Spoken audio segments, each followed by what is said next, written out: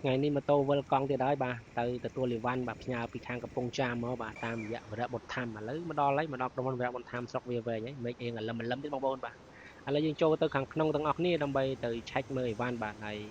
សកម្មភាពយើងខោតខ្លះបាទអូខេបាទអរគុណ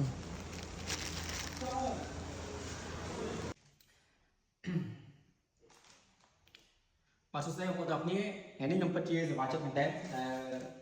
ខ្ញុំបានទទួលកាដូមួយបាទអញ្ចឹងខ្ញុំចង់ធ្វើការ unboxing ជាមួយបងប្អូនទាំងអស់គ្នាដើម្បីឲ្យដឹងថាតើ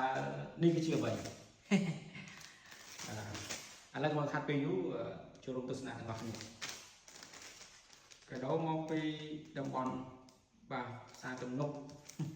កំពង់ចាម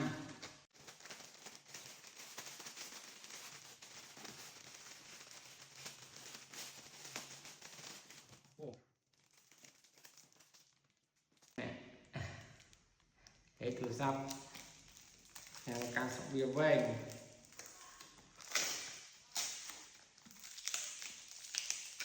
unboxing អីវ៉ាន់ថ្មី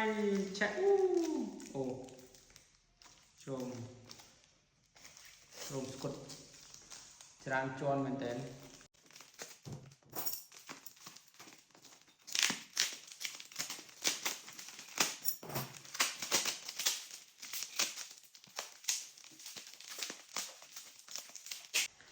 បងប្អូនឥឡូវបាទអីវ៉ាន់របស់យើងមកចេញមកក្រៅហើយបងប្អូនបាទយ៉ាលយដល់ទំនើបមកអាត់កំបាំងមក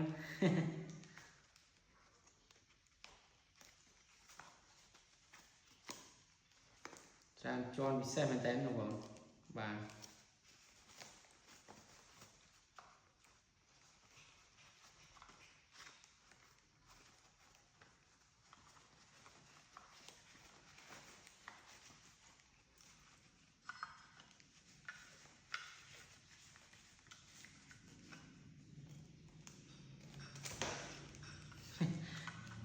នេះគឺជាម៉ៃ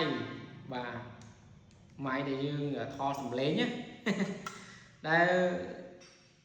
មានបងប្រុសម្នាក់គាត់ឈ្មោះបាទរំសម្រេចបាទរំសម្រេចដែលគាត់បាទគាត់ឧបត្ថម្ភបាទនេះទៅគាត់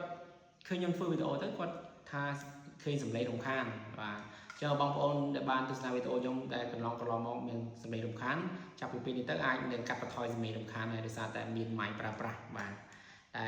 បងប្រុសរំសម្រាប់នេះគាត់ឧបត្ថម្ភបាទឲ្យខ្ចីហ៎គាត់